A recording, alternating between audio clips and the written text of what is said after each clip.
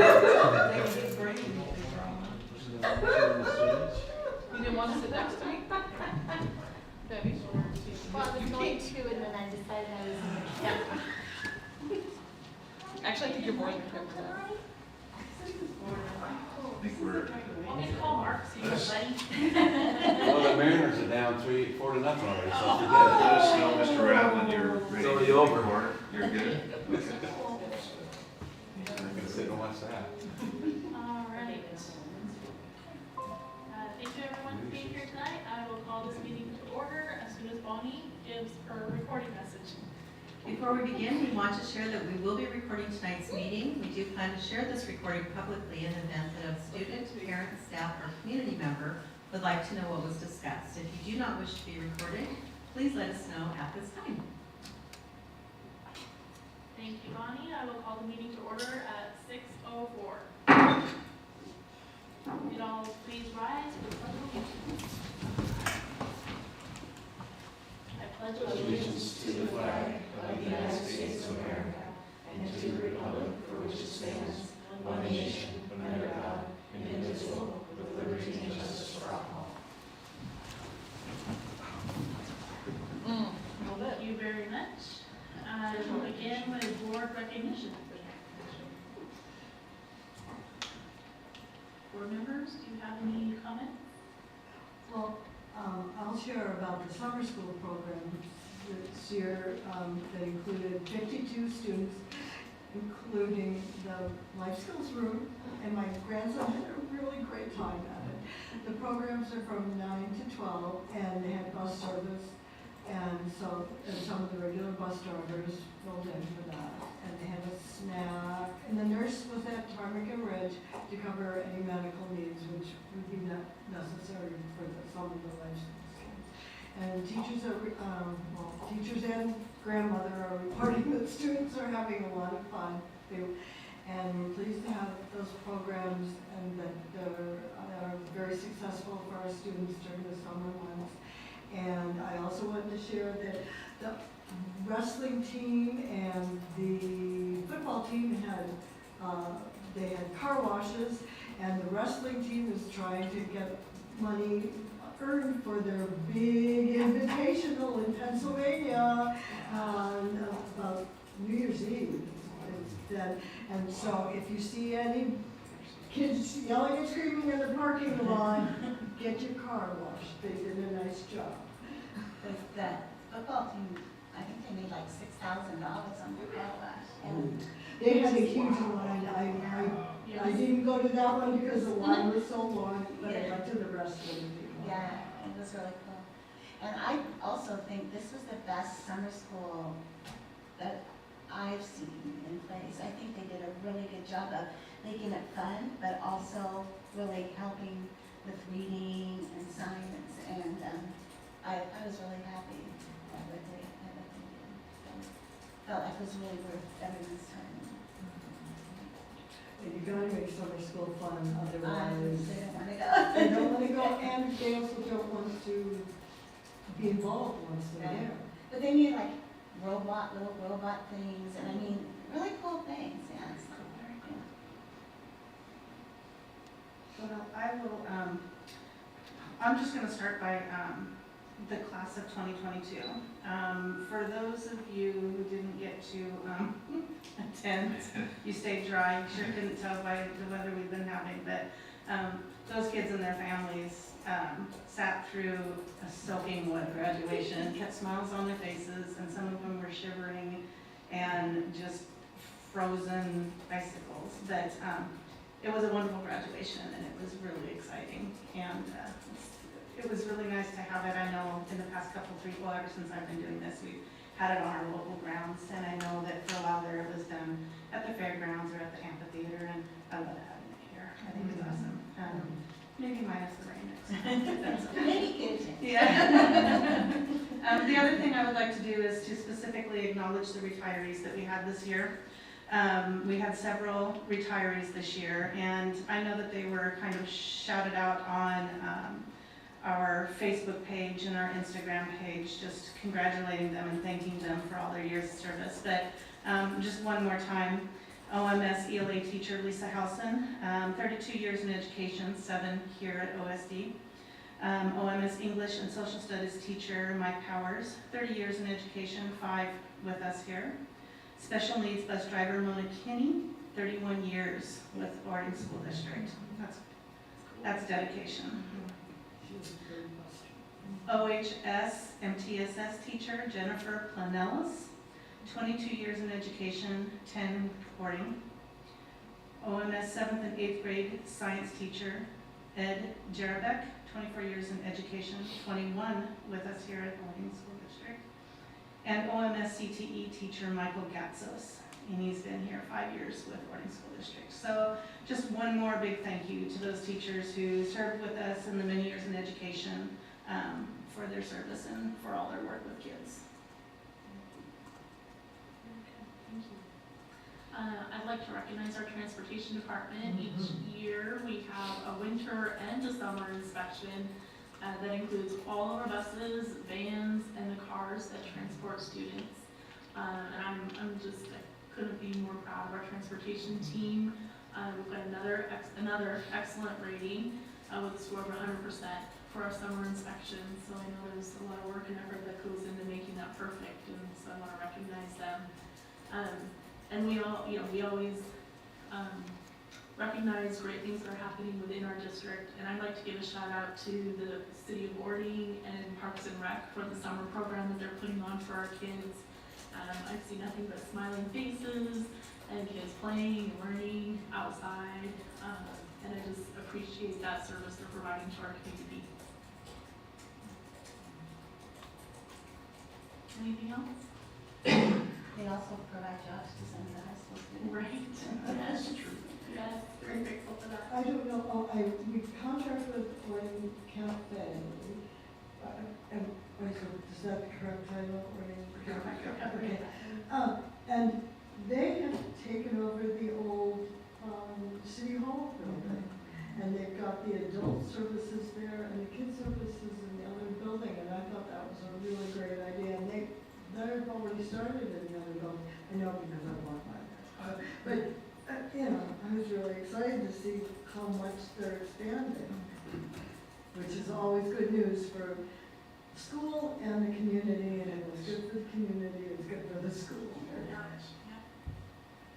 Very good. Anything else? Okay. Wonderful. Thank you, board.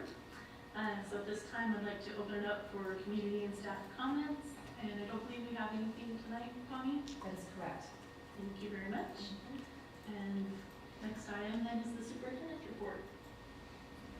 Wonderful. I have a few pictures and slides to share tonight, just from our last meeting since June 2nd, and it's not a full encapsulation because we knew it's July and it's hot, and I didn't want to belabor the point, but there are some neat things to share with you all. As you walk in, you'll just see a tribute to Orting's past, so we have a variety of pictures. What we did is grabbed every angle we can get our hands on, and so as you're entering the boardroom, you can see a connection to the past, as well as the strategic plan, which represents the future of our district and where we're going through at least 2025. And by the time you come again, I think you'll see some photos of kids out in our main district office hallway, which just represent who are we here for and who we're leading and working towards. So that's going to be pretty exciting. As we talked about some of the retirees, I just put one picture in here. What we didn't speak to tonight are just the moments and memories that our staff helped to create. So for instance, Mona on her very last run, we had a large group of people out in front as she picked up kids and surprised her with a police escort. And she was just beside herself, and it was one of many amazing things that our staff did to help recognize and support people that have worked here and retiring from here. So that was super cool. A lot of other stories on Facebook. We did have a FFA conference for staff, and we received additional accolades. You first met the students back in January as they discussed much of what they were working on. And we've once again received additional accolades. Our FFA has been recognized as the Outstanding Program of the Year for District 2. And they've done a lot of work with Fur Run Nursery, a local nursery. They received the Outstanding Cooperation for Agriculture Education. And that's one of the values that Mr. Carlson and Mrs. Gum have, in trying to build those local connections and partnerships And now that we have additional acreage, Mr. Carlson was talking, what could the future look like in agriculture education? And is there an opportunity maybe for our students to grow food that can be used in our food service program or donated back to the local community? So their brains are really going and looking to the future of how we bring 21st century STEM education and also a focus on community support and service. So I'm sure you're going to hear a pitch and some ideas at some point of what we can become. Could include some animals as well. Senior walk, we put a video out there, but just wanted to show you what does that look like from our oldest students leaving our system to our youngest, and we had many students turn out to high five and celebrate, and I thought this was a cool photo where we can see our seniors, many of them, as you saw, I think it was 40 or 50 or 13-year seniors, back to their Orting primary school days, looking for their handprints on the wall, and just that anchor experience of where did they start, where did they end. A few more pictures as well. We actively captures the moment. Based on your feedback and the feedback from the community at this point, we're still moving with the idea that it'll stay local. What we're going to look to do is some additional broader tents and shift the grads from facing you on the stage to facing the audience with enough tent coverage to cover them in case it does rain. So Cliff and I did debrief, and we have some tools up our sleeve to try to just not recreate what we did a few weeks ago. Thinking about last day of school, it couldn't have been smoother. And we had certainly no shortage of ups and downs and bumps along the way this year, but it was just a wonderful celebration. The way staff came out, celebrated kids, walked them to the buses, high-fived, and we just had an amazing close to the school year, which was a lot of fun. So we have a few photos that we put out online just to share and celebrate what that looks like. Camp Commotion, again, 50 students. So I put some pictures in the board report where you can see that integration between STEM education, which is the Camp Commotion and the literacy element, the extended school year. And Mr. Rapp and I were having a conversation with Beth Crow there. You can see the campers and different activities they were engaged in. And we're using the new curriculum that you approved last month, and I am proud to say that the vast majority of students, campers, just 11 days from the start, are one full level increased already. So we're very excited on a couple of different fronts. One, it did what we want to do. We engage kids in meaningful, relevant learning using intervention materials, and it's actually working, and it gave our staff, both certificated and classified, early insights to how we unpack it, how do we teach, how do we utilize, which now, Beth, being a TOSA next year, she can use to help launch what does that look like, bringing to the rest of our staff, and how do we just learn from that experience and continue that press around closing gaps and accelerating learning for kids. One of the highlights is robots. You heard about the robot. There's a picture of a student with her robot, and they just have been having a wonderful time, and we received accolades from the families that we forwarded back to staff as well. Just lots of appreciation. So learning, although we had a last day of school, we're still going strong, and our custodial maintenance and grounds teams are doing everything we can to get ready for a launch about 6 weeks from now. So that concludes my report, brief this month, and we're just excited about in our preparation for what our launch next year will be, focused on culture and belonging. The one thing I will say, based on your feedback, we are producing an annual report. We do have a draft right now. Based on the absence of our PIO, Mr. O'Neill left to another system. We're doing some contract work with a former PIO, and we're going to take the work he did, which is a very big report, about 26 pages, and we're moving that into a mailer form. So much of the good news that you've seen and discussed, we can actually get out to every resident in the Orting community, which is about 16,000 homes. So we're going to turn that into a smaller mailer, and we'll have a draft for you in the very near future of what that would look like. And then we'll have more information available on our website. So just want to keep that communication going, even though he's gone. We have an interest in continuing that front. And then if we are not able to put someone in those shoes by school start, we'll maintain a contractual relationship, probably with Ms. Long, I would imagine, so we can continue the communication front and we don't take any steps backwards. Yes, I have had more comments about this year and our communication, how much they appreciate it. So I just really don't, he did such a great job. I just don't want to lose that. So it's great. No going backwards. And I'm grateful for your plan to keep it going in the interims.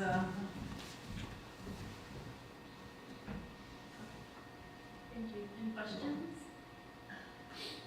I'm not sure if this is where I should bring it up or not, but I'll just say, I had a call, because they love the communication and the pictures. I don't know, I get all the calls, but they asked if we still have, what's the word? When clothing, kids have dress enforcement. They were asking, after looking at one of the pictures, I said, do they still have dress enforcement in Orting? Because they noticed that the girls were wearing short shirts, and I don't know if we do. I said, I don't know. We do have dress code. Okay. I couldn't articulate what exactly that is to Okay. know whether what is in a picture aligns or doesn't align. Okay.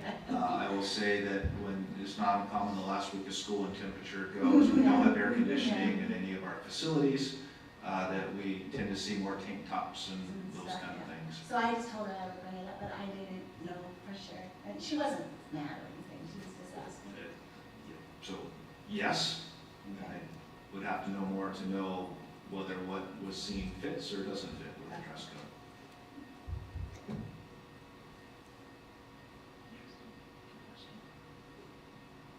I just searched policy for dress code, I didn't find anything. Did you? Okay. But it could be there under just just like appropriate apparel, yeah, in school, Yeah. dress code, yeah. Yeah, you're right, thank you. It's not like when you had to have it an inch off the floor with a ruler. Right. All right, do you want any follow-up on that?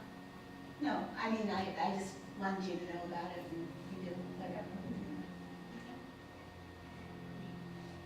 So the next item is our financial report prepared by Marcy Bannon. Are there any questions? I didn't see anything come through prior to the meeting. So, no questions. Okay. Wonderful. Ms. Bannon. So I think you're next.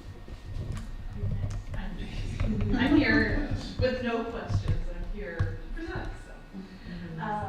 So this is the preliminary information about our 2022-23 budget. You'll get a much more in-depth and a lot more information, hopefully with our normal budget guideline at the August board meeting and public hearing.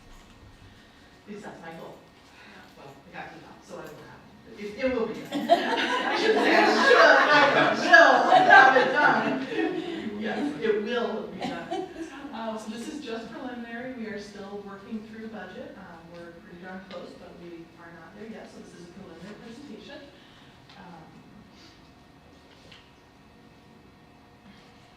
The top left button on the side needs to switch from red to green. Yeah, there you are. Should be on the thumb side. Yes. Oh, you turned it off. I did. Okay. I didn't. I don't get to present very often. I knew you were coming. So just as a refresher, that there are 6 fund types in the school district. 5 of the fund types do get their individual budgets. General fund is our largest fund. That encompasses almost everything that is done every day in our schools. The ASB fund, or the Associated Body Fund, is completely done by students. Students adopt their budgets in their schools. They give it. It's approved in their ASBs at the middle school and high school. Our elementary do not have ASBs. It is sent over to me, which I then incorporate into our full budget. But we do not set the school's budgets for ASB. That is completely student driven. Debt service fund, I'm happy to say, is almost paid off on our bonds. So the debt service fund budget is going to be a little bit different this year as we are paying off our major bond. We will have our non-voted debt, but our bond will pay off in December. But that is all about debt service fund. It's the collection of revenue to pay off debt. Next one's capital projects. That kind of talks about itself as it is for big things that happen this year. When we build a school, when we repair roofs, all of that is in capital projects. Funding for capital project comes in mostly from impact fees or the sale of bonds or loans from banks to pay for it, other stuff. Transportation vehicle fund is all for buses. Buses and only buses. It's really specific on what we can use that fund for. It's buses and it's major repairs of buses. However, we have not done that. We just buy buses out of it. The revenue for transportation vehicle fund comes almost exclusively from the amount of depreciation that the state will give us for each bus, which by the time we get all of the depreciation does not cover the cost of a new bus. But we get money from it. The other, Sorry, yes, just to make sure, I don't remember the vans and the cars. Nope. They're in another bucket. they are, not- yeah, it is only buses, it's only the yellow fleet, Gotcha. the ones that drive to from school, but not vans, cars, maintenance vehicles, none of that is out of transportation vehicle. Gotcha. It's just bus. So we get revenue in that fund from depreciation and from if we have sale of buses. So when our buses are surplus, we do put them out there, and if someone actually wants to buy one, any revenue from the sale of bus would go back into that fund as is required by our OSPM. Our last fund does not get a budget, it's called the Private Purpose Trust Fund. If you hear about scholarships that are handed out at our high school, there is a group that come together to determine by application who gets certain scholarships, and some of those are held in our Private Purpose Trust Fund. And so the revenue from that came from donors who wanted to contribute to the scholarships. So like I said, each fund except for Private Purpose Trust Fund has a budget. It's PPT for short, so I'm just gonna say that. It doesn't need a budget because it is completely made up of scholarship funds, which we're holding in trust of rather than it being district funds. So we're holding it, but we do not have to do a budget for it. When I am done next time, we will have a district budget summary that we will post on our website that will hopefully help better, which we produce every year to try to help the community understand what is made up of our budget in easier terms than our F-195, which is the form we're required to do for the state. That's a lot of numbers, a lot of coding, and we try to consolidate all that in the budget summary. Any questions so far? Quick one. Yeah. In the PPT, you're holding funds, X amount of dollars. Is the account that those are held in, is that an interest bearing? Yes. So what happens with the interest in that? Does that go back into the fund and get scholarship down Yes. at some point? Okay. Unfortunately, our interest is very thin. Yeah, But yes, yes, it would go back in. Okay, thanks. To the ones that actually, so some of our scholarships are in and out, where we get the money one year and it goes out that same year, they aren't holding. We have a couple that do continue year after year. There's a pot of money that someone donated to the district on someone's request. And so those do sit in there, and yes, it would go in there. Yeah, thanks. Our 22-23 budget is made up of the following enrollment. We have 2517 for our grades K through 12, 18 in our alternative learning environment, 5 in our open doors. This year, just so you guys know, we've averaged about 4 kids in our open doors program, which we just started in the last 2 years. And if you don't know what open doors is, it is a program for kids that have dropped out but are wanting to graduate with an actual diploma, and so they can go through the open doors program where they can get an actual high school diploma up until, I believe, it's age 21. So they have to be a certain age, I believe it's 16 to 21, and they can enroll in that program. So that's a program that's online, but not through, but we are, it's not It's our like online. It's not our online, it's through a company called Graduation Alliance. But a school, they have to have it through a school district, and these kids have to live in our boundaries. But, and the money goes to Into us and out to them. them. Yes. How come how come we don't do it through our own ALE? Because there's different requirements, and so you have to have a certified program, and our ALE actually mostly goes through Graduation Alliance also. So they have a program that we use for that. Okay. We also have a different ALE that's more credit retrieval, but we have two Right. different ones. Yes. Because I know we used to do that with people we brought back in, and we would get the money. Yeah, we do, so there is a contract that you guys approved a few years ago. We do actually get an amount per student, it's usually maybe around 5% of the amount that we get from the state. It's not a lot, but we do make, you can see this revenue on that. Then we have approximately about 55 kids in Running Start, and that's pretty normal for us. In our career technical education, we have about 277. Our special needs students, so our preschool students, we have about 37. And our K-12 special ed, we have about 391. So that's what we are budgeting for enrollment. Our general rule, and we used it this year also, is we take January enrollment and we roll it forward. That's our normal process. It's sometimes a little conservative, but it actually has turned out to be pretty accurate for all of our years. And since the majority of our funding for our budget is based on enrollment, we try to get it conservative but accurate. So, yes, You said 391 students? 391 special ed students In our K-12. Yes, that is actually how many we had in our district in January. I believe that number's gone up a little bit. I think we're closer to 14 right now. But yes, we have it's about 14.76% of our students are special needs. We talked about it today, right? Yeah, our special needs qualified. Is that about average? I'm just curious. Well, the state only funds us for up to 13.5%, so anything over that, we don't get the additional SPED funding for those students. So we're losing out on, if the state funded us fully, but they top out at 13.5%. So the state has decided the average should be 13.5. Yes. Multiple school districts are working with OSPI trying to get that changed. It has not changed yet, but it's a request to legislature of giving districts more funding for what they actually have rather than a determined amount by them. Or maybe what they specifically need. Yeah. Some like 7, some like 15. Correct, and the districts get it Yeah. up to 13.5. Yeah. If it's over 13.5, then you lose out on funding. Yeah.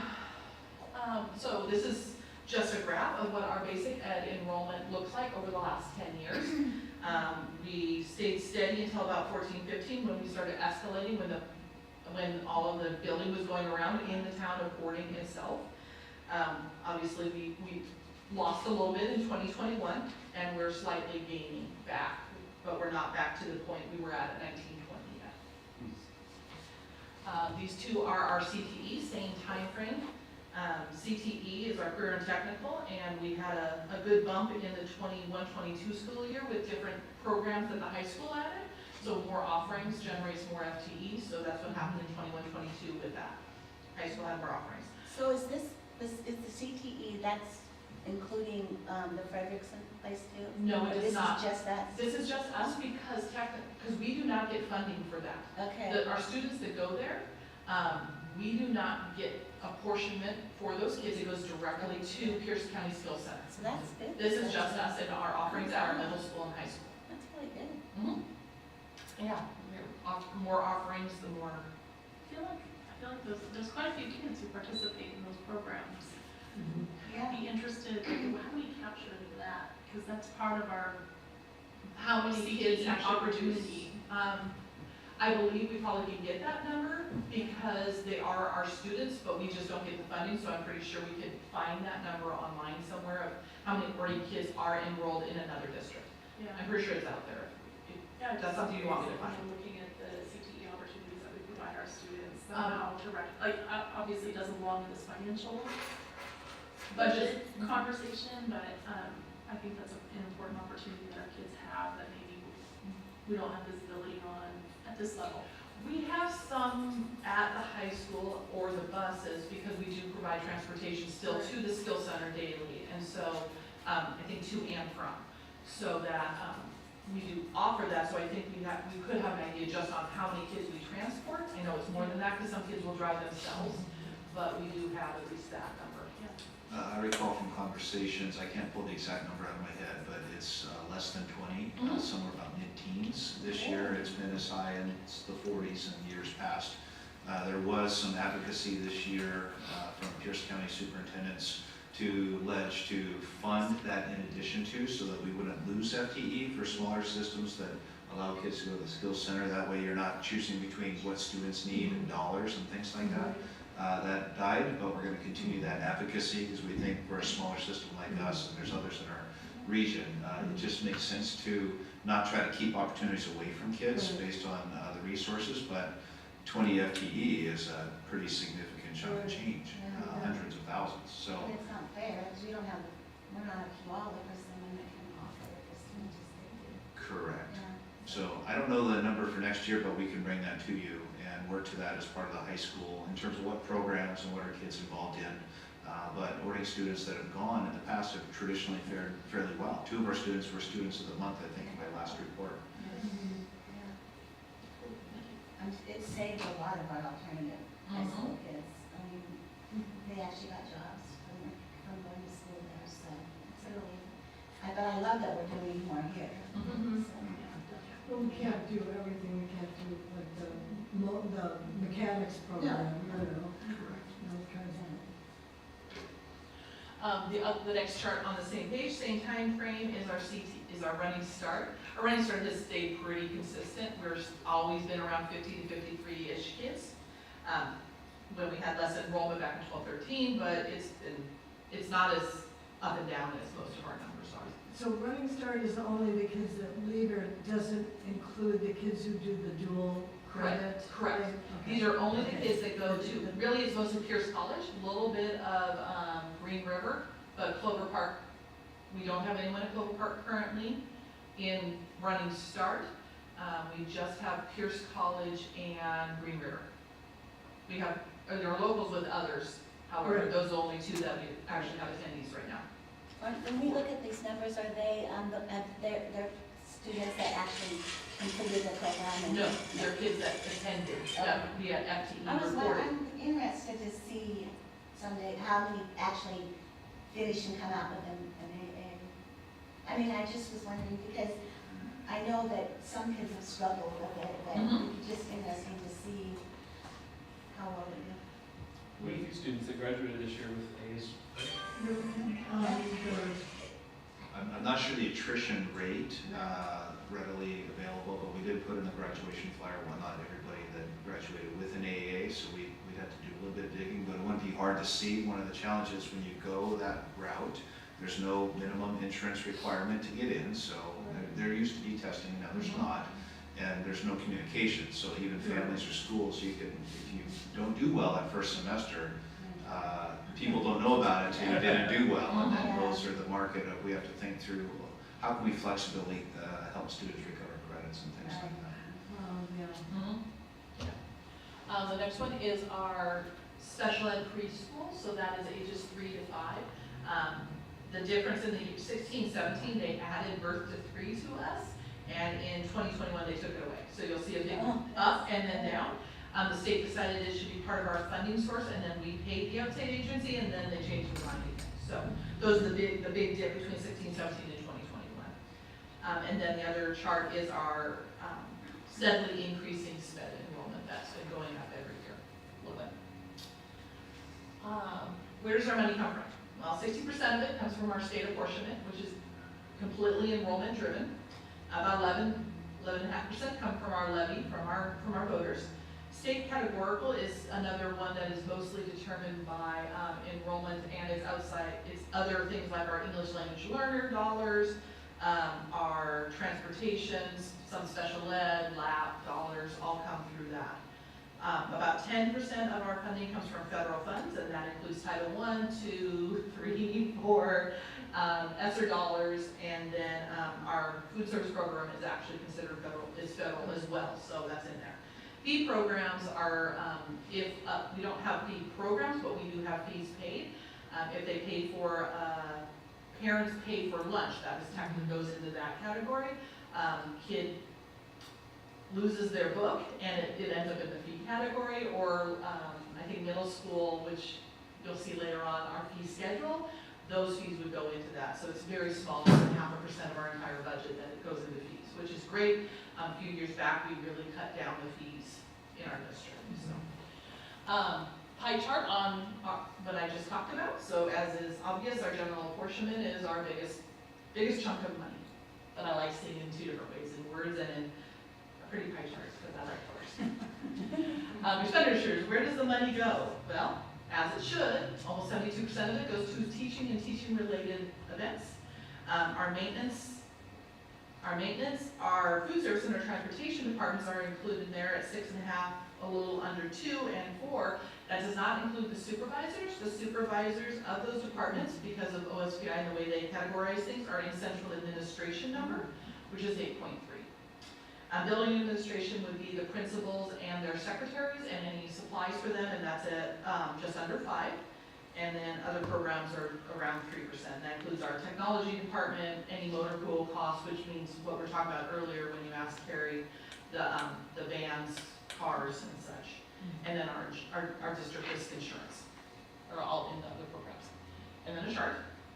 And most of the money goes to teaching, but it's nice to see it in that way, how small the other ones are compared to our teaching related costs, which are as high as they are, as they should be. Different way of defining where our money goes. We have basic education, we have our federal ESSER dollars, special ed, CTE, support services, and other services, and this is the way it breaks out. About 49% is just in basic ed, about $22 million. Support services, which is the food service, maintenance, custodial, and transportation, are about 9.4 million. Our ESSER dollars are currently at about 2.3 for next year. Special ed are around 7.5. CTE is about 2.6 million, and then other services is just under 3%. The bulk of our budget has constant elements. They don't change. We have salary costs, we have insurance costs. Most of it is for specific purposes, and we do not have a lot of wiggle room with pluses and minuses, so it's kind of set. There's not a lot of places we can make changes unless additional funding comes in, additional enrollment happens, etc. We don't need more teachers. So another way to sort our budget is by object codes. So we have different numbers for, okay, certificated salaries, classified salaries. The benefits that go with those are lumped into the 4,000 series. And then there's our materials and our other stuff that we buy. So supplies, service contracts, travel, and then capital outlay. If we buy, capital outlay means if we buy something and the individual item that we buy is more than $5,000, it goes under capital outlay. So we don't have a lot of those things, but it would include, if we were to buy another vehicle like a bus, sorry, not a bus, a van, because bus is different chunk, a bus, or say if we had a very large purchase of a technology program, it would also go in there. So it's anything over $5,000 in multiple things. They changed the rules a few years ago to include some technology software items that they didn't used to do, so they expanded the capital outlay reasons. And this is another way to look at that. So 40% of our dollars go to certificated salaries, 17% to classified, 22% is in payroll and benefits. Payroll benefits, that means all the payroll taxes and retirement, medical, all of those. 9% or just under $4 million for supplies.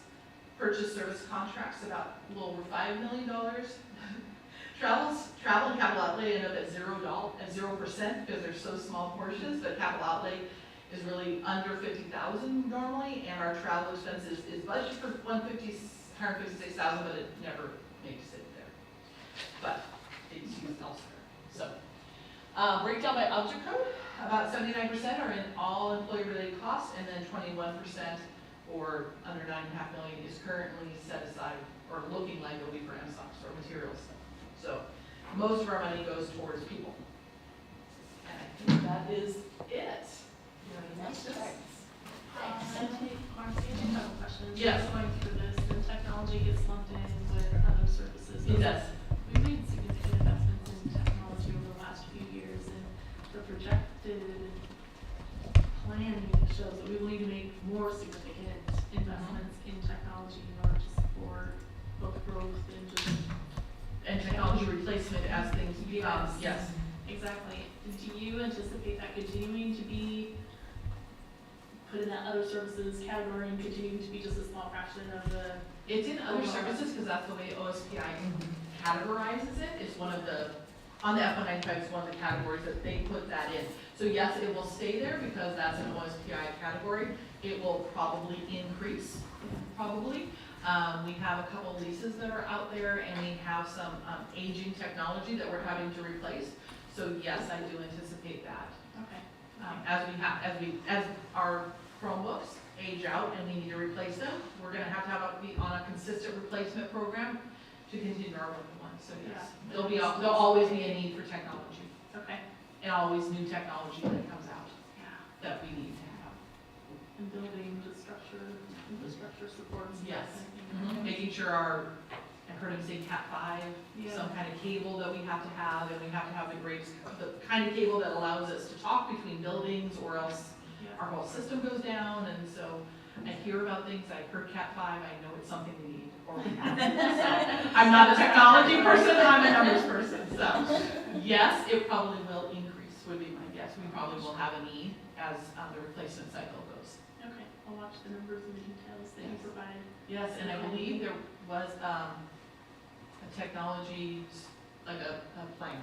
And so we're trying to go by the technology plan. Yeah. As part of the budget, is we try to look at the plans that are out there and incorporate the plan into the budget. And yes, there is increased cost coming up for that. Yeah, yes, some big ones too. Yes, Thank you very much. you're welcome. Any other questions? Thank you. You're welcome.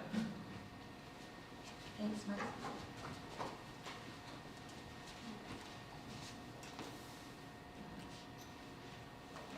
Next item on the agenda is our hiring and retention conversation, and this was sparked by a board discussion. Prepared by Steve Brown. There you are. Hiring and retention. No, Debbie. Debbie. I'll take a shot at it. I was declining, and I'm looking ahead. I just like that. Would you like a copy on the way up? So Debbie provided a very thoughtful report for this that explains our background and the hiring status of the number of positions that we have open currently. So I just want to, return the conversation to the board and ask if there's any follow-up discussion or questions that you might have. Well, the one question that, a couple questions I have is, can we look at putting in a certain amount of time limit on hiring and getting back to the person when they have either been hired or not hired? Because I know that you guys are really busy, but I also know that it's really hard for employees to wait a week and a half or 2 weeks to find out if they did or didn't get the job. And it also, I feel like, hurts us because they might be putting in for 2 or 3 jobs and they don't hear, so they take one of the other ones. And so to me, that's just really kind of an important thing, because I've seen us lose some teachers, quite honestly, because it took a little longer than expected to get back to them. So I don't know if that's something we do as a board, I don't know, but I really think that that is something we should really look at addressing, is the time frame. I agree with you that timely hiring is important, and we can lose candidates. It used to be, and now I'm dating myself, that it used to be 3 months was a typical hiring process. Now, if you're 2 weeks in, you're going to miss candidates, so it's faster, faster, faster. Yeah. Who can we get to before someone else does? So your point is well taken, and I think it's something that we need to continue to address and make sure that we have good strategies in place to be able to hire the best. Yeah. Correlated to that, this year our leaders can expect a training from Debbie and her team with regard to consistency, with regard to legality, but consistency process as well, so that similar leaders are handling positions similarly, and we're doing things like the reference check and make sure we're screening and we're using the appropriate filters in place to run those processes, so that we notice some inconsistencies in the timing as well as the implementation of process last year, and we intend to rectify those through more consistent training with our leaders. I wasn't sure if it's the principals and that actually make some of the decision, or I don't know where that starts and the human resource ends to be, I'm not sure. Like sometimes, is it the principal that hasn't gotten back to the person or hasn't pick the person, or is it human resources? And I think there's some real confusion there, because I know with employees, they don't know either, and they're like, they don't know if it's like, what's going on? Why are we waiting this long to get a para? Is it the teacher that's not doing it? Is it human resources? And because last year I know we would go like maybe 2 months, and nobody had heard that applied, or nobody knew what was going on. So I just think that that's something that we really have to consider. I'll just say as a general statement, it's a partnership, and human resources exists because we are supporting others. Okay. So, but we certainly have a role in that. It's a partnership. Okay. So we post the position, we lay out what the process would look like, and we work to try to put framework around what that timing would be. But there are other mitigating factors in Yeah. that. But we definitely are there to support what we can do moving forward. Okay. Okay. That's a nice way of saying her team is gonna be bird dogging to make sure that we're moving forward in a timely manner and a consistent manner next year. And there were, without getting too deep, a variety of reasons and places where we saw slowdowns last year. And the marketing of the future and the shortage, we can't wait 3 months. We have to move timely and communicate swiftly, because people are shopping at us just like we're shopping for them these days. So we have to be expedient, but not at the expense of a transparent, lawful process, right? So that'll still be our main goal. Some districts are now not even letting people go if they have a contract, so they're afraid, they don't want to sign their contract, but they do want to sign their contract, so it's like, yeah, it's getting It crazy out sounds to there. me like definitely there have been some things brought to the level of observation that you are currently working on, strategically changing, so that's good. Correct. Any further discussion, questions around this? Debbie, I appreciate the detail and just I did 7 interviews myself today. I understand recruiting. And it's difficult. Sometimes it's the candidate that causes delays, and sometimes it's, you know, today I was waiting for HR to clear the drug test, it took a while, and then sometimes it's on me. You know, I've got 7 interviews today, so I'm not looking at resumes. So I know it's a complicated path to get someone onboarded, and at the volumes that you do within each year. So, you know, I think from us, you know, if there's something that the board could do to help expedite that, or, you know, the support resources that might help, we're feeling that sense of urgency to get our buildings supported with great staff. We do so hard at it, there's something we can do now. Yeah. Yeah, our people need people. Appreciate that. And it is definitely a team effort, not just in human resources, but across the system. One of the things that gave me a little angst as I was putting this together, I'm like, oh my, we still have 20 positions, and that number's grown even a little bit since I've drafted this. But then one of the things that calmed me down a little bit is we tend to hire about 45 positions to start the school year. And you can see here that we've hired about 23, and we have about 20 open, and now it's a little bigger. So we're right on track to do what we've been doing, and we get there. 6 weeks to go? Sorry. We get there, but we need 10. Yeah. Thank you. Board, any last questions? No, thank you very much. Thank you. Thank you, Debbie. Now, Mr. Brad. It's your turn. So, Steve is here to talk to us about the curriculum adoption process. Back there behind the camera, she was actually on the screen. I wonder if I should have painted a smiley face on my bald spot. It's pretty present right now, to the studio audience. Thank you for the request to kind of break down the curriculum adoption process. It really gave me an opportunity to kind of think through it a little bit. And what I did with it is I kind of tried to, there's so many different parts that I tried to put it in chunks for you. So that's what you'll see in the report are phases. And those kind of represent kind of different turning points in the process. So you've had a chance to take a look at those. I'd be happy to answer any questions or address any I actually do have just one little question, just because I'm curious, and I apologize in advance for not putting this down ahead of time. But as you were describing the process with which you review curriculum, you talked about outside services that actually grade those, and you used ed reports in your example. I'm sure that there are other ones that are used as well.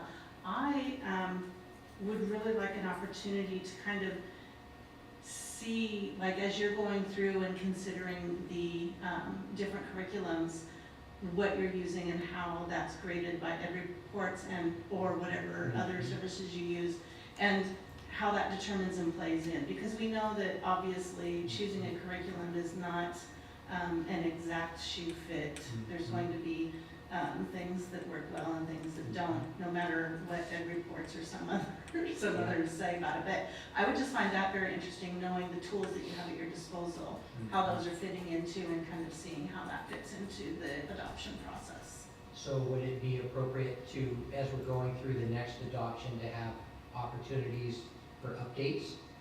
Where I we are in would the love process? opportunities for updates when it comes to And curriculum. then at any point you could say, how did you guys get to this decision? Or what did you think about those different kinds of things? Would that be helpful? Yes, I would Sure. find that helpful Yeah. for sure. You know, what we used to do when I was on the adoption curriculum committee is a lot of times a board member would sit in, they wouldn't make a decision, because obviously they don't have, wouldn't do that, but they could just observe that what was happening and that it's what's taking place and how much work goes into it. And so, I mean, it's just something to think about if someone wants to, sit in and observe. Yeah, that It's- wouldn't be an issue. Yeah.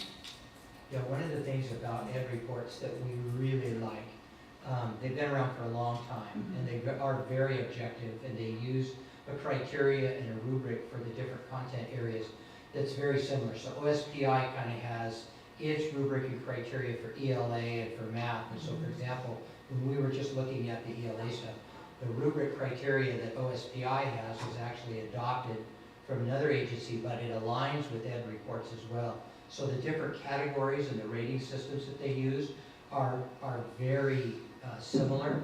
And when I did our first adoption here 5 years ago, was a high school math adoption. And I tried to integrate the OSPI rubric, it's called the IMET, Instructional Materials Evaluation Tool. And it's about a 56-page document, and I thought I'm the brand new guy on the block, and I'm coming in, the new hotshot curriculum guy, and I thought the high school teachers were gonna run me out on a rail just a couple of months in, because it was so cumbersome and comprehensive. I'd be happy to share the document so that you can see what it looks like. Ed Reports has kind of done that background work already, and they've vetted it against actual users that are out there, and they've given their responses. And so when we kind of compare those scores, then we also have the tool that we use, which is we just ask school districts that are using it. And we go out and we find out our colleagues that are using it. We compare what I did with this last one is I compared their SBA scores over the last several years of how long they've used the curriculum, and then reached out and contacted them. What does implementation look like? What have you learned? If you had to do it over again, would you do it? Would you do it differently? Some of those kinds of things. So we get good information networking as well.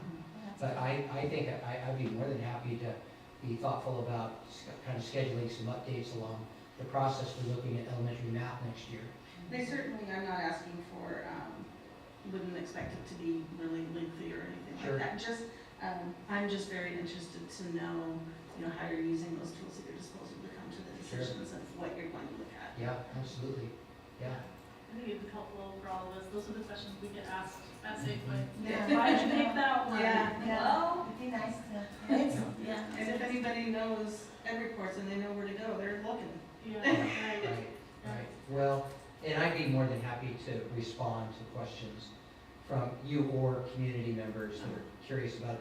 We did post this for community members to give a response, but oftentimes, we don't get that kind of response from them. So even after the fact, if those questions come up, we can certainly address those. I I'd be more than definitely happy am to. going to try to answer them. I will send them to you. Okay. That's what I'm here for. I really appreciate that you wrote it out so thoroughly, and I know I've said this about some other things. In the past, we've been really hit and miss at times about how we follow through on things. And when you intentionally write it out like that, that way in the future, if there's some issues, you can go, here it is right here. Because sometimes we haven't been very good about doing that, and this way we have something to go to say when someone else comes on Yeah. board. Oh, here it is here. Well, and it's a learning experience for all of us as well, because part of what we did better this time around was what we learned from the first math adoption in the high school. And so that was Cliff's first one and my first one, and we both looked over our shoulders a year later and said, well, if we get another chance, here's a couple of things we'll do differently.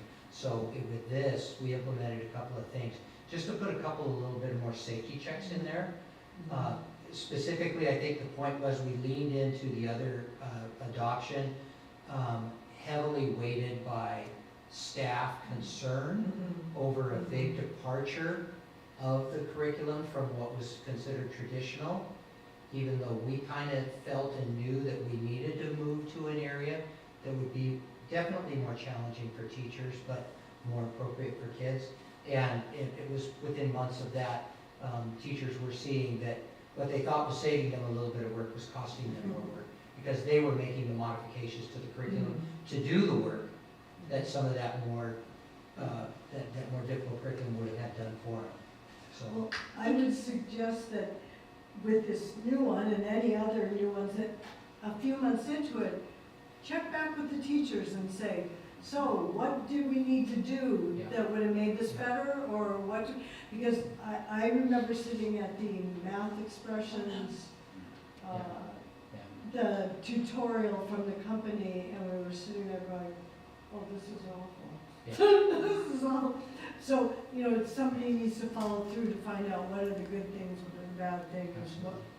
I think you're gonna see a big improvement though, now that we have the Beth and those guys in place, because they're gonna be working with the teachers to make sure they understand it.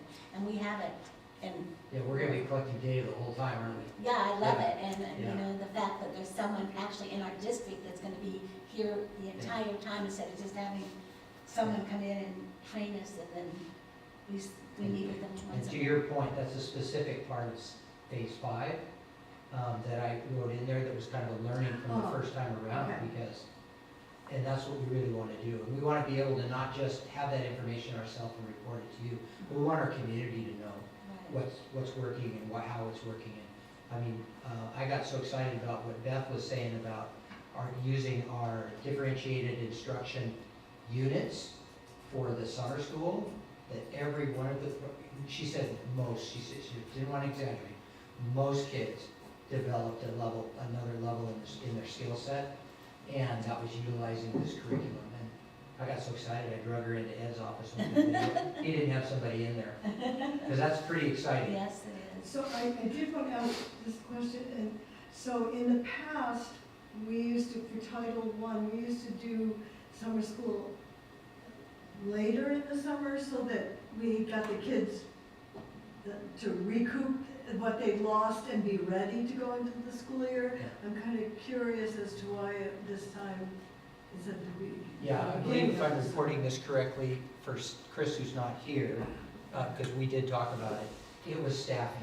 It was, if we needed staffing to be able to make this work, we needed to make this Okay, happen and that in makes sense. June, early July. Yeah, that Yeah. makes sense. In fact, that was That's a good idea, though. it was actually, he It negotiated, worked really well. yeah, he actually negotiated that. He was getting a 0 count for later, Yeah. and then so he went back to the table and, And that's Yeah. understandable, especially with issues the last yeah, But it worked really great to get them, you yeah. know, like, end of July, August there, so that they only have a couple of weeks Yeah, before that's good. they Well, hit and the probably ground. what's also uncommon that will probably, hopefully alleviate any concern around that, was Beth said those kids went home with their free books, and there's no question in her mind, they're gonna go home and they're gonna read them Read 'em. over and over again. They were so excited about the text that they had and the fact that they could read it, that they would do that. So I think that learning will extend. That'll be interesting Kind of to see what they self-initiated. come back, Yeah. yeah. Mhm. Very much so. All right, Thank you, Steve. any further? All right, thank you, Steve. You're welcome. All right, the next item is the consent agenda, which includes some personnel, some field trips. If there's no discussion, I will entertain a motion. I'll make a motion to approve items 1 through 6 on the consent agenda. I'll second it. All in favor? Aye. Motion passes. I did have a question that wouldn't change anything, I just wanted more further clarification on something, page 4, for the, under the voucher, or are you not there yet? Nope, we just approved all of that. Yeah, But if you have a question. just a clarifying question on out-of-district placements, it was on page 4, just a lot of pluses and minuses that, I was just making sure that someone else looking at that, because it looks really weird. You're talking on the register itself, right? Yeah, on page 4.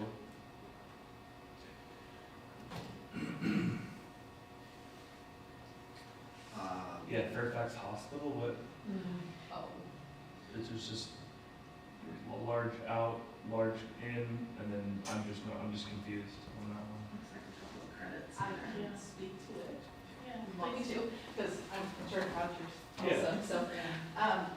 Yeah, there was misbilling from Fairfax. And so that's a resulting of fixing the billings that they sent us. We had to pay the wrong one, they got us credit for the wrong one and pay the right ones. And so there were some credits that happened. So we paid the correct amount, but they billed us wrongly first. Got it. Okay. Yeah. No, Perfect. Yes, thank you. Thank you. Mhm. Thank you. Yeah, you can bring questions like that up before we vote to approve. Yeah. So perfect, yeah. Thank you for the impromptu response. All right, so the next item after consent agenda is resolution 12/21-22 for capital facilities plan. So if there's no discussion? No questions? No questions? I will make a motion to approve resolution number 12.2021 through 2022, capital facilities plan, 2022 through 2028. Thank you. All in favor? Say Aye. Aye. Motion passes. Exciting. it's good. And next item is scholarship donation acceptance and creation, resolution 13/2021-2022. That was a nice one. I motion to approve resolution number 13/2021 to 2022 scholarship donation acceptance and creation. Thank you. Thank you. All right, A second? thank you. All in favor? Aye. Resolution passes. Motion passes for the resolution. Great. Then we have item number 3, our fees and fines schedule meal pricing. Any questions about that one? Just real quick, so obviously we saw numbers on there for meals. Meals are not expected to be free this year, correct? Correct. Right. Bummer. That's a bummer. But the food is expected to be so good.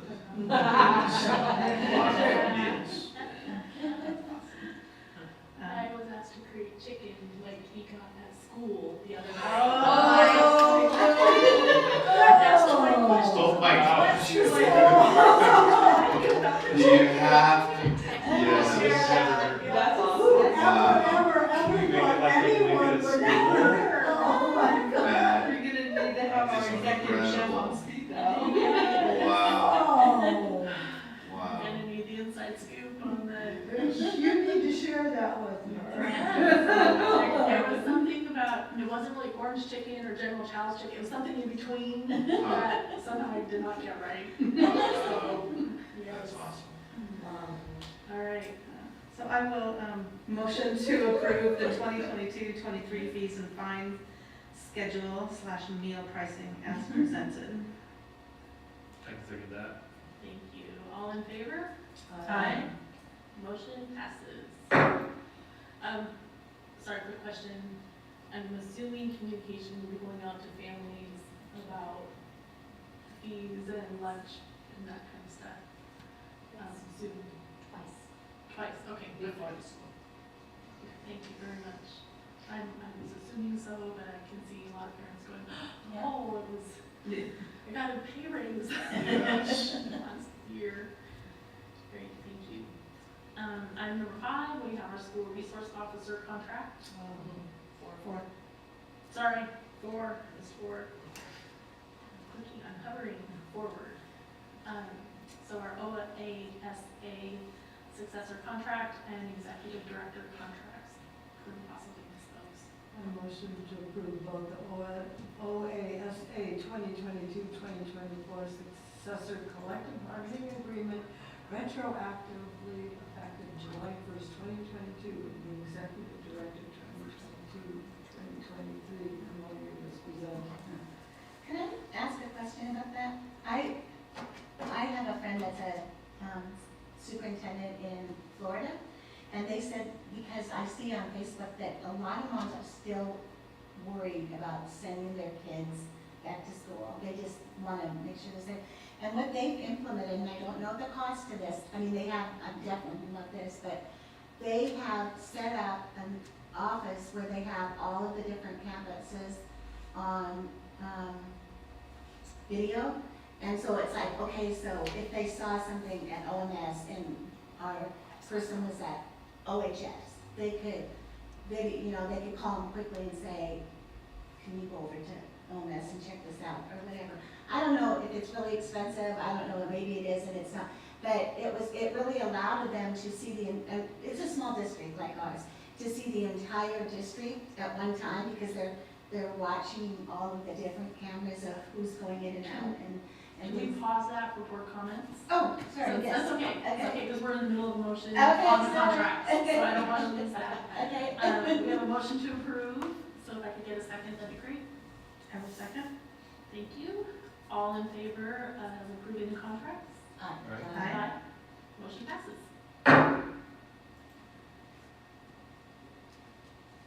Okay, so now, school resource officer contract. I will motion to approve the school resource officer contract as presented. Can I get a second? I can second that. Great. All in favor? Aye.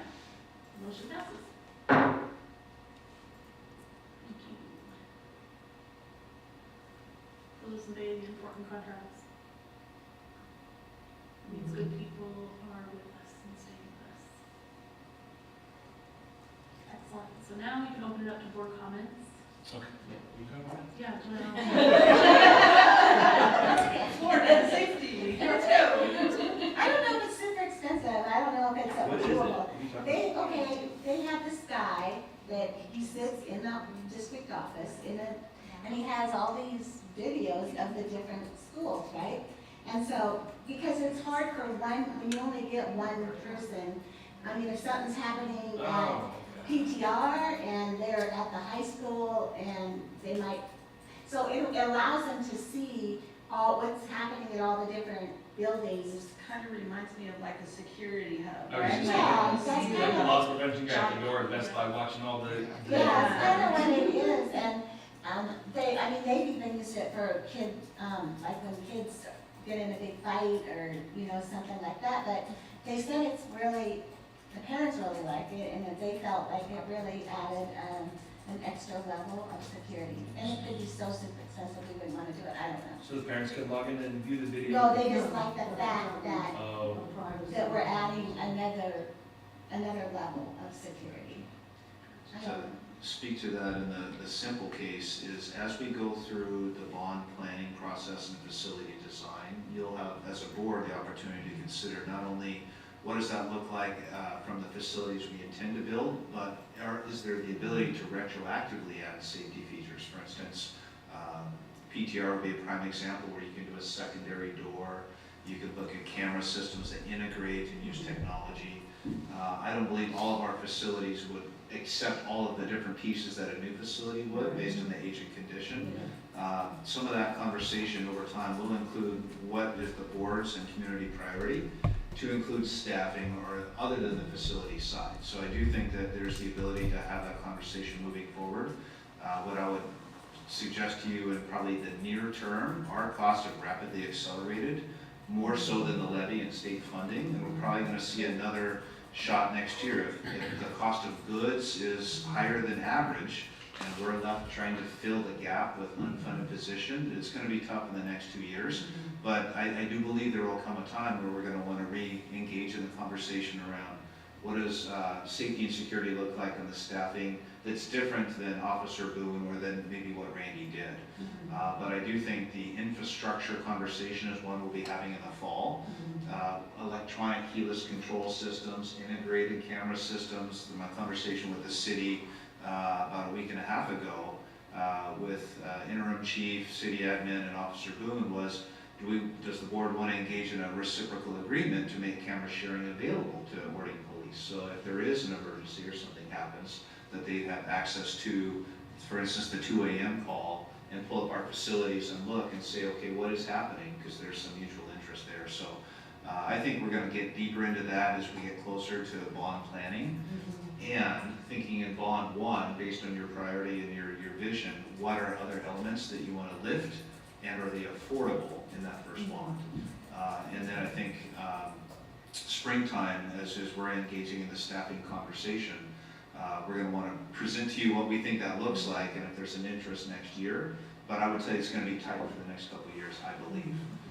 As we spend all of the ESSER dollars, which was in aggregate millions, that's gone probably by the end of next year. So that's the kind of gap that we're going to look, and your levy, it doesn't go up to the same degree that cost and the loss of those revenues are. But I do think there will come a time where we'll want to get back into the security personnel, and we'll have to define what does that role look like. But I think it's going to start in the fall with the facilities conversation and the infrastructure. Panic buttons, go into immediate lockdown, secondary buffers, cameras that integrate and record. So I think we'll have more information, and you're probably going to want to engage on that September 2nd board workshop with more conversations with Matt and Liz. That'll be primarily focused on facilities, and they could bring process and conversation to you to think through what elements go to CFAC, or what do you want to see in the design kind of thing. So I think more to come on that. So hopefully that gives you a little bit of a nugget to where we could go.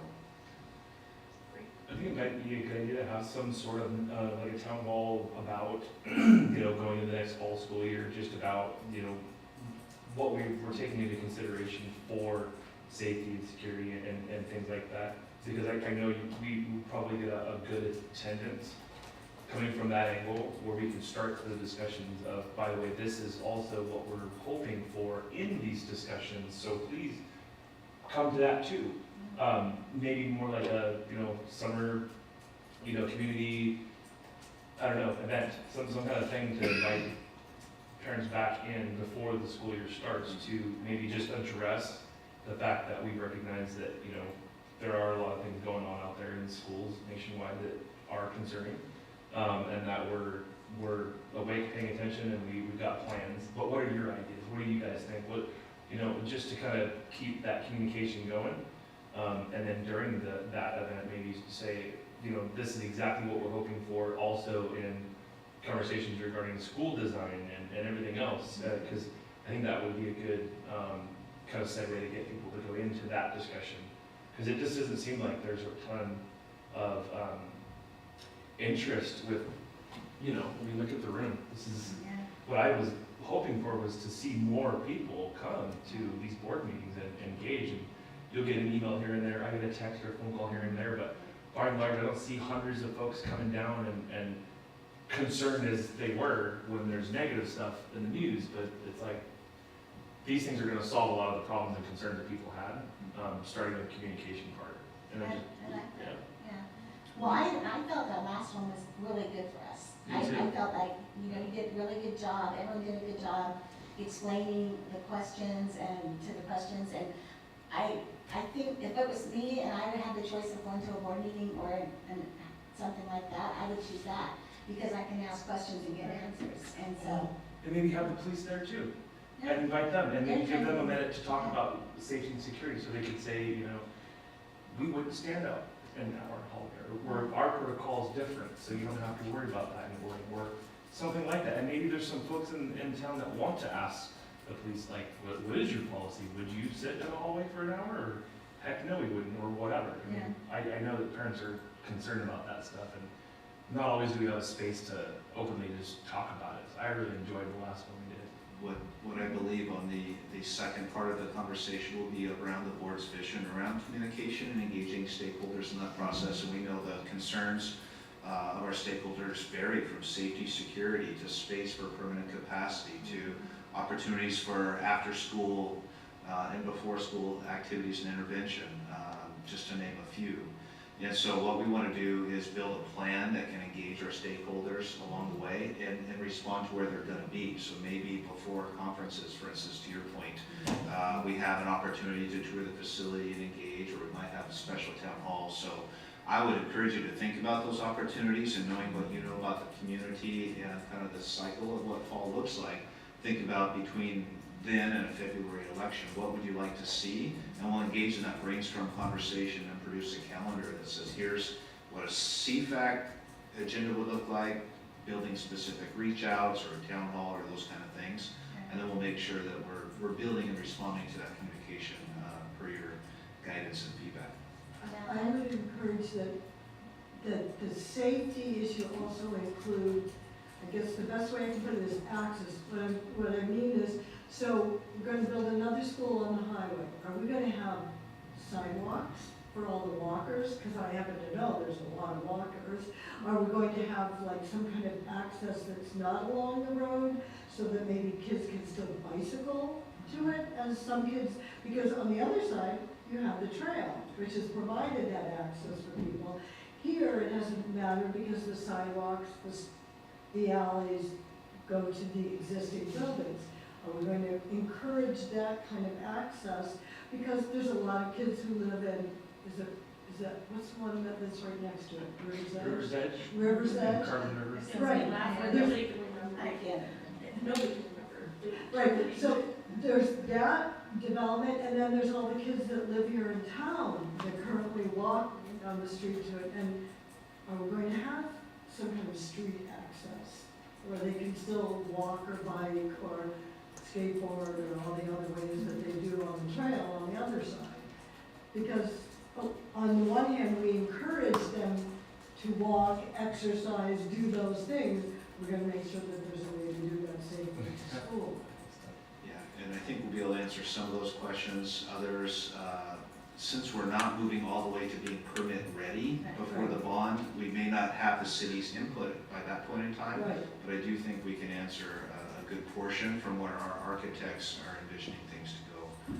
Plus to make them understand that we are concerned about, I mean, a lot of the things that happened, we discovered in our tours, was that we didn't use a lot of forethought in some of our solutions.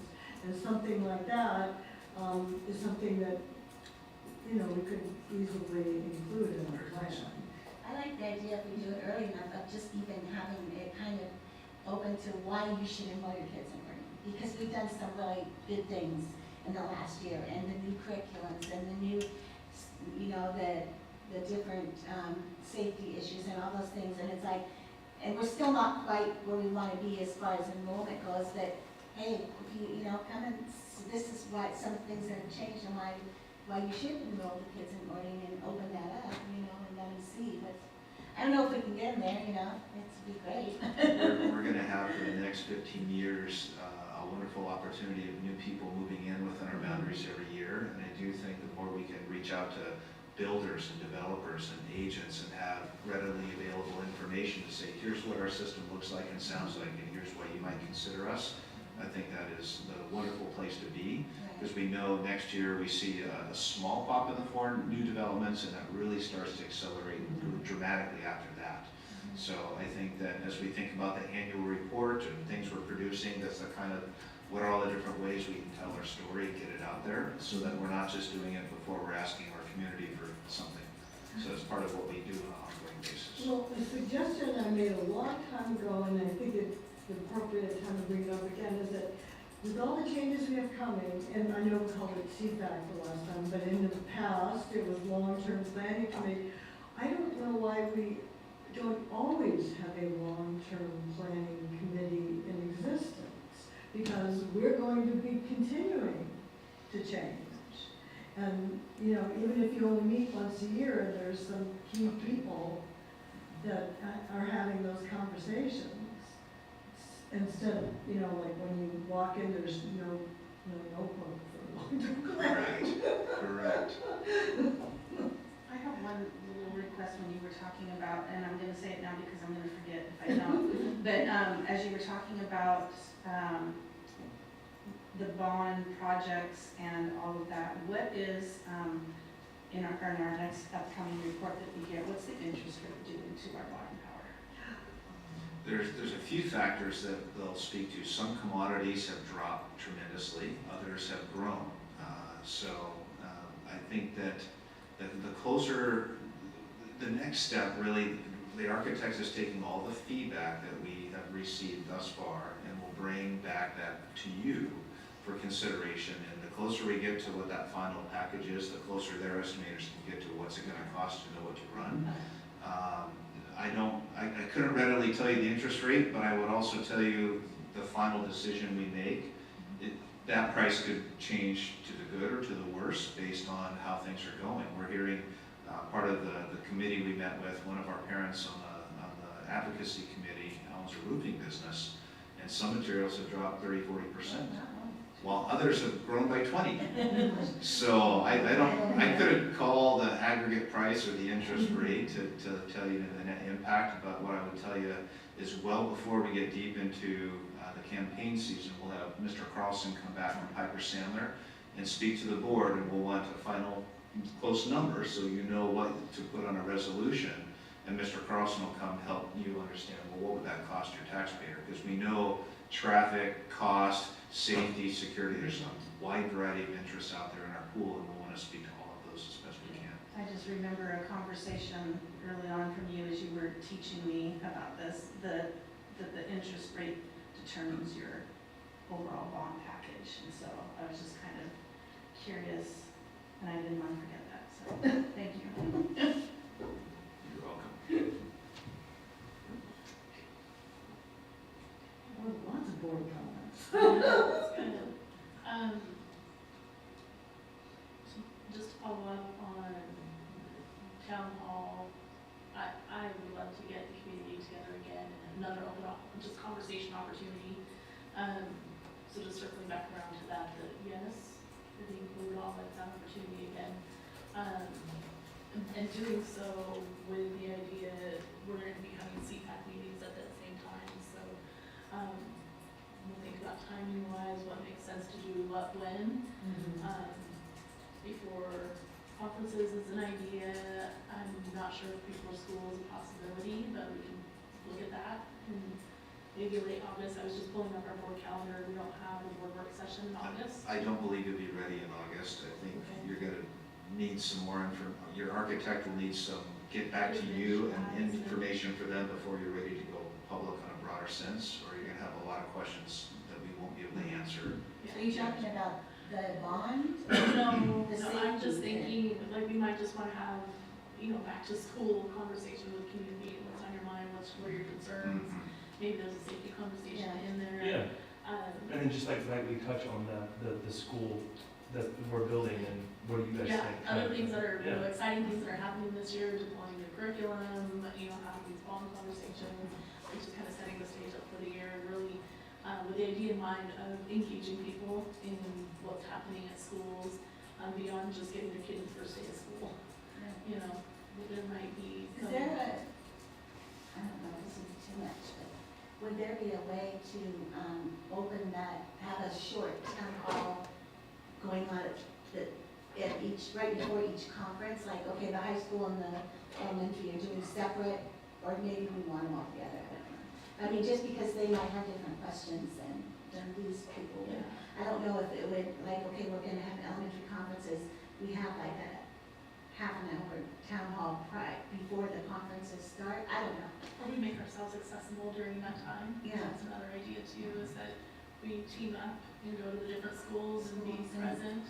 Just because that way, we might be catching different questions for different people. And I would suggest that you would do it on the evening, we have somebody there on the evening night for conferences for the elementary, because more people attend that Yes. night than anything else.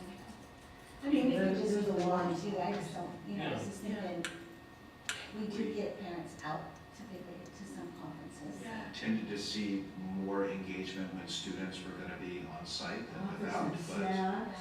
and with food tends to increase engagement. And so we will help to construct whatever your wishes are, both on just the general outreach or the construction-specific outreach. And we'll be together in mid-August. And so if we want to take some ideas and come back then, but I know on the 2nd of September, you'll have in that session complete dedication around the community engagement and the facility side, so. We have well, that's actually more of an open house in September, right? Kind of an open house thing. I don't know, does the high school have that too? Or is it just elementary? Well, they did, but under the COVID environment where we couldn't come in and interact, we haven't done anything Oh, normal yeah. in the fall for years, 3 years. I think all in all, it would be great to just revisit, like you were saying, Yeah. just get that going very informally, not project specific maybe at this time, but yeah, to try to get something very informal out there to Yeah, invite. back to school, how do you feel? Yeah. Yep. That's Because we all. told them that we're gonna do that, and that was one of our Mhm. communication things we were gonna do, so.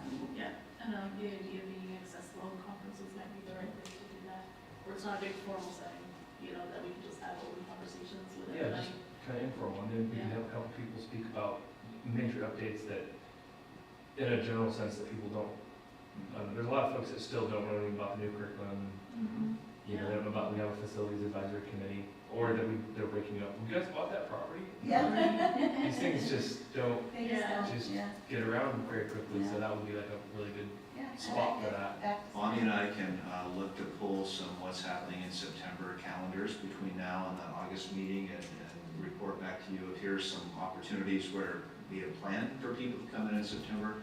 Conferences are later Yeah, in the fall. conferences are- So we can try to get a sense of what's happening and then share that with you, and you can help to think in tune about, okay, where does it make sense to have an entry point?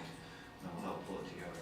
I kind of like the conference time in that September is just such a, I mean, it's, it's a crush time for parents and teachers and, I'd be open even just having a table football game or something too, that would be, just something kind of casual, Got a virtual, question? and come ask me, here I am. Yeah. I just want to make sure that we have enough people that know the answers. Because I mean, when I was there that first time, I was glad to have the other people because I didn't know the answer But to even that. if we don't have them all, it's good to show that we're at least trying to Yeah. get back to them, Yeah. and there's other opportunities other than a formal meeting Right. to have, time to talk with us. I'm comfortable saying, I don't know, like, Yeah. connect with the We're expert trying, and. Yeah, and you can always say, hey, thanks for asking that. I don't know that, but that's a good thing for us to look at. Yeah. All right, so let's kind of keep that conversation going and then get calendar opportunities that you see that would be really helpful to have, and let's do it, okay? Good discussion, guys. All right, are there any other board comments? Thank you. Yeah, thank you. Yes, and thank you also especially for the contracts and all the work that led up to those. Yes. It's a lot. It's a lot, and we're moving forward. It's good, thank you. All right. I know I'm excited for the calendar. I lost my meeting agenda, but at least that was the last item on the agenda. So if there's no further discussion, I will go ahead and adjourn the meeting at 7:32.